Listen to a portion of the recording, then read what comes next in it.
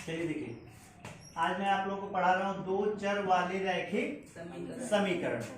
ठीक है, तो देखिए दो चर वाले रैखिक समीकरण की ये अभी मैं आपको एकदम बेस बताने जा रहा हूँ कि दो चर वाले रैखिक समीकरण होता क्या है ना। यानी कि अभी ये बेसिक है, ये कोई चैप्टर नहीं है, ये क्या है, बेसिक है। तो बच्चों बेसिक में पहले हम एक एक चीज के बारे में जानते हैं। पहले क्या लिखा है, दो।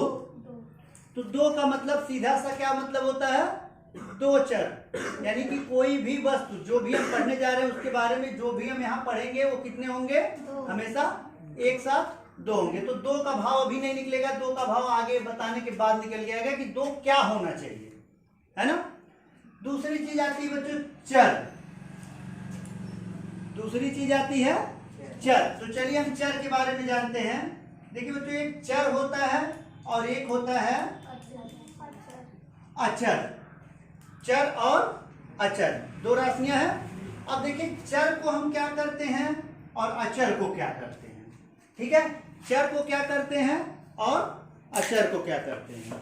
ठीक है, तो चर और अचर के बारे में जानते हैं। सबसे पहले नंबर पे चर और दूसरे नंबर पे अचर। तो पहले हम जानते हैं बच्चों चर के बारे में। किसके बारे में, चर के बारे में। ठीक है, तो देखिए चर मतलब एक तरीके से सुनने से क्या भाव निकल रहा है, चरने वाला, चलने वाला, घूमने वाला, है ना। तो इसका भाव निकल के आ रहा है कि जैसे बच्चों जो कहीं एक स्थान पर फिक्स ना हो, जो एक स्थान पर कहीं फिक्स ना हो। देखिए अभी इसका भाव मैं आपके सिलेबस से लाके मतलब इस चैप्टर चर से जोड़ूंगा। अभी मैं आपको एक एग्जांपल बता रहा हूं कि जैसे किसी चीज कोई चरने वाला व्यक्ति है, कोई पशु है, पशु चरने वाला होता है जो छोड़ दिया जाता है, तो वो एक जगह स्थायी होता है नहीं, वो सबके खेत में जा जाके घूमता है। कभी इनके खेत में खाएगा, कभी उनके खेत में, वहां सांकेंगे वहां जाएगा, यहाँ आएगा, होता ही नहीं।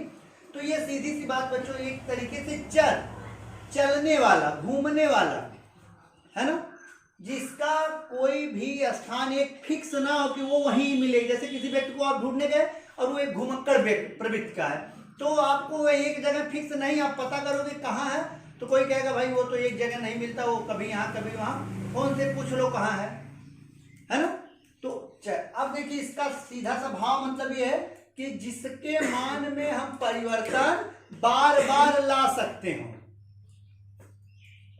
जिसका मान किसी प्रकार का फिक्स मान ना हो, उसे हम क्या कहते हैं, चर कहते हैं। उसे हम क्या कहते हैं, यानी कि इसके मान को हम जब चाहे बदल सकते हैं। जैसे हम किसी भी क्वेश्चन का, मैथ एक ऐसी भाषा है कि कोई भी कुछ हमसे पूछता है तो हम क्या मानते हैं, माना उसका मान क्या मान लेते हैं, यक्स। यक्स ऐसा एक मान हम यक्स मान लेते हैं, तो यक्स के थ्रू हम सबको क्या है, वो जोड़ घटान गुणा भाग चाहे जिसे होता है, बाद में क्या होता है, यक्स की वैल्यू आ जाती है, तो पता चलता है कि एक्स का मान 3 आया कि 4 आया कि 5 आया कि 6 आया। एक्स का मान कुछ भी आ सकता है। अर्थात अब सीधी एक भाषा में आप अपने सिलेबस में जोड़िए कि जिसके मान में हम कोई परिवर्तन बार बार कर सकते हो। कोई नहीं बच्चों, थोड़ा सा मिस हो गया।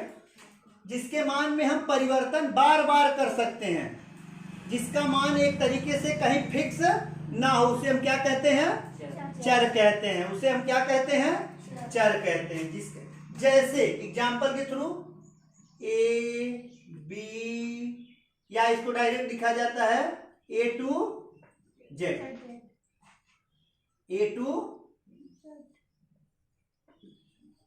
Z, A to Z. यानी कि अब क्या है, A B C D E F G H I J K L M N O P Q R S T U V W X Y Z, ये सब का सब क्या है, चर है। और एक चीज बच्चों आपको बताएं, आपको कोई पूछ दे या कहीं आप लोगों को ये पूछा जाए कि क ख ग घ क्या है, वो भी चर में काउंटिंग होती है, उसकी भी काउंटिंग चर में होती है, अचर में नहीं होती है। वो भी एक प्रकार का क्या होता है, चर होता है, लेकिन हम कभी उसको मानते नहीं है। क्यों, क्योंकि हमको थोड़ा मानने में वो उल्टा लगता है, बोलने में सीधा नहीं लगता है ना। तो हम क्या मानते हैं, चर मानते हैं। किसको? A to Z को। नहीं मानते, माना इस संख्या का मान x। कुछ भी सवाल पूछता है कहते माना x माना y, जैसे दो चर में है, यहां हम दो चर पढ़ने जा रहे हैं तो ये चर हो गया। अब चर सीधा सा अब एक बार मैं इसका और बता दे रहा हूं कि जिसके मान में हम बार बार परिवर्तन कर सकते हो, जिसका मान कोई फिक्स मान ना हो, उसे हम क्या कहते हैं? चर कहते हैं। जैसे ABCD A to Z, ये किस में आता है? चर में आता है। अब आते हैं हम किस में? अचर पे आते हैं। अचर पे आते हैं, है ना। अचर यानी कि अचल, जो घूमने टहलने, देखिए एक तरीके से मैं अचर को अचल अगर कहा जाए, अचर को और क्या कहा जा सकता है? अचल। भाव एक तरीके, देखिए ये हिंदी नहीं का अर्थ बदल रहा है, आपको एक भाव, आपको एक याद करने के लिए ये बताया जा रहा है कि अचर को अचल कह दें और चर को चल कहते हैं, है ना। तो यानी कि चलने वाला, भाई चलेगा तो एक जगह स्थिर रहेगा? नहीं रहेगा। और अचल, अचर को अचल यानी कि जो चलने वाला ना हो, जो चलने वाला, जिसका मान अस्थाई हो, वह एक स्थान पर फिक्स हो, एक स्थान पर फिक्स हो, उसे हम क्या कहते हैं? अचल कहते हैं या अचर कहते हैं। जैसे आप देखिए अपनी भाषा में जानेंगे कि जिसके मान में कोई भी परिवर्तन न किया जा सके, जिसका मान फिक्स हो, 2 का 2 हो, 3 का 3 हो, 4 का 4 हो, 5 का 5 हो, 6 का 6 हो, 7 का 7 हो। क्या 7 को हम कभी 8 लिख सकते हैं? क्या 9 को कभी 10 लिख सकते हैं? नहीं। यानी कि वो एक तरीके से क्या है? वो अपना फिक्स है, यानी कि उसे हम क्या कहते हैं? अचर कहते हैं। जिसके मान में हम चाह कर भी कोई परिवर्तन नहीं कर सकते हैं, जिसके मान में हम चाह कर भी कोई परिवर्तन ना कर सके, उसे हम क्या कहते हैं? अचर कहते हैं। जैसे अब इसमें क्या होता है? 1 2 3 4 ऐसे इनफाइनाइट, यानी कि बच्चों ये इनफाइनाइट मतलब अनंत का निशान है। अनंत तक हमारी उम्र खत्म हो जाएगी, लेकिन ये काउंटिंग नहीं खत्म होगी, अर्थात ये जो गिनती लिख रहे हैं 1 2 3 4 5 6 7, ये कभी खत्म नहीं होगी। ठीक है, ये कभी खत्म नहीं होगी, है ना। तो इसे हम कहते हैं चर और इसे कहते हैं अचर। जिसके मान में परिवर्तन हम बार बार ला सकते हैं उसे हम चर कहते हैं, और जिसके बारे में, जिसके मान में परिवर्तन हम चाह के भी परिवर्तन ना कर सकते हो, उसे हम क्या कहते हैं? अचर कहते हैं। बात समझ में आई? अब देखिए तीसरी चीज आती है आपकी,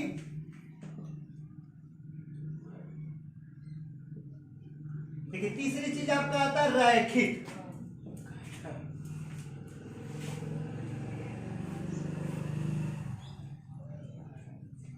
रैखिक मतलब होता है बच्चों, हमने जब आपको बहुपद पढ़ाया था, बताया था बहुपद 4 पार्ट में बढ़ता है, यानी बहुपद का 4 प्रकार होता है। रैखिक बहुपद, द्विघात बहुपद, त्रिघात बहुपद, चतुर्घात बहुपद, है ना। जिसकी घात 1 हो, अर्थात घात दिखाई ना दे, उसे अब क्या कहते हैं? रैखिक बहुपद कहते हैं। क्या कहते हैं? तो यहाँ बच्चों रहेगा बहुपद तो रैखिक, बट एक चर में नहीं रहेगा, 2 चर। अब देखिए 2 का भाव यहां से निकल के आ रहा है, 2 चर वाले रैखिक समीकरण। 2 का हमने बताया था 2। अब चर मतलब चर, ये जो है ये टू जेड, यानी कि आपको जो 2 की बात कह रहा है, क्या मिलेगा? AB मिलेगा, BC मिल सकता, CD मिल सकता, XY BC कुछ भी मिलेगा, इनमें से 2 वर्ड मिलेगा, 2 चर मिलेगा। आपको क्या मिलेगा? 2 चर मिलेगा। ठीक है, तो 2 चर को बना के हम रैखिक बनाने का मतलब यह है कि जैसे अब आपका x + y = 4 हो, तो ये रैखिक समीकरण है। यानी कि x की भी घात देखिए 1 है और y की भी घात 1 है। एक घात हमेशा छिपी होती है, दिखती नहीं है। एक घात हमेशा क्या हो? छिपी होती है, दिखती नहीं है। और एक तरीके इसमें ऋणोत्तर पूर्णांक भी बोला जाता है। जैसे यहाँ घात 1, यहाँ घात 1, यहाँ इसके साथ कोई चर हो या ना हो, अगर चर होता है तो इसकी घात 0 होगी, तभी ये क्या होगा? जिसकी घात 0 होती है उसका मान 1 होता है। तो मान लीजिए 4x⁴ है, तो इसको हम 4 खाली लिखते हैं, है ना। तो ये तो अलग की चीज है। तो यहाँ हमको क्या चर पढ़ना है? 2 चर पढ़ना है। और रैखिक का मतलब इसमें क्या? घात नहीं होगी, एक घात सब में होती है, एक घात छिपी होती है, लेकिन इसमें कोई घात आपको नहीं कि घाते 2 y घाते 4 ये सब नहीं दिखेगा, है ना। आपको हमेशा सिर्फ और सिर्फ क्या मिलेगा, एक घात। देखिए ये दोनों चर है और ये क्या है, अचर है। तो ये जो चीज बनी रैखिक समीकरण, ये जो लिखा गया चर और अचर, यही क्या है, समीकरण है। इसी को हम क्या कहते हैं, समीकरण कहते हैं। यानी कि देखिए चर और अचर, मतलब 2 चर है और एक अचर भी इसके साथ है, सबको मिला करके रैखिक रूप में लिखा गया, तो ये क्या हो गया, एक समीकरण का रूप दे दिया गया। इसी को बच्चों कहते हैं 2 चर वाले रैखिक समीकरण। एक बार सरसरी निगाह से फिर मैं दोहरा रहा हूं, देख लीजिए। देखिए आपको दिया 2 चर वाले रैखिक समीकरण। चर मतलब होता है चर और अचर। चर में हमको चर नहीं 2 चीज पढ़नी होती है, चर और अचर। तो ये मैं आपको इसका डिफिनेशन इसका अलग अलग बताया हूं कि चर क्या होता है और अचर क्या होता है। तो ये चर हो गया और ये अचर हो गया, जिसके मान में हम परिवर्तन बार बार कर सकते हैं उसे हम चर कहते हैं, सॉरी चर कहते हैं। और जिसके मान में हम परिवर्तन चाह के भी, जिसके मान में परिवर्तन हम चाह के भी न कर सकते हो, उसे हम क्या कहते हैं, अचर कहते हैं। और रैखिक का मतलब होता है जिसमें घात एक हो, चर की घात हमेशा क्या हो, एक हो। जो ये चर लिखा गया इसकी घात हमेशा एक, अर्थात घात एक क्या होती है बच्चों, छिपी होती है, दिखती नहीं है, ठीक है। और ये जब इस रूप का लिखा गया तो इसी को हम क्या कहते हैं, समीकरण कहते हैं। तो ये हो गया रैखिक समीकरण, ये हो गया रैखिक समीकरण, ठीक है। बात समझ में आई। ये बेसिक था 2 चर वाले रैखिक समीकरण का बेस था, ठीक है। आप सभी लोगों को समझ में आया।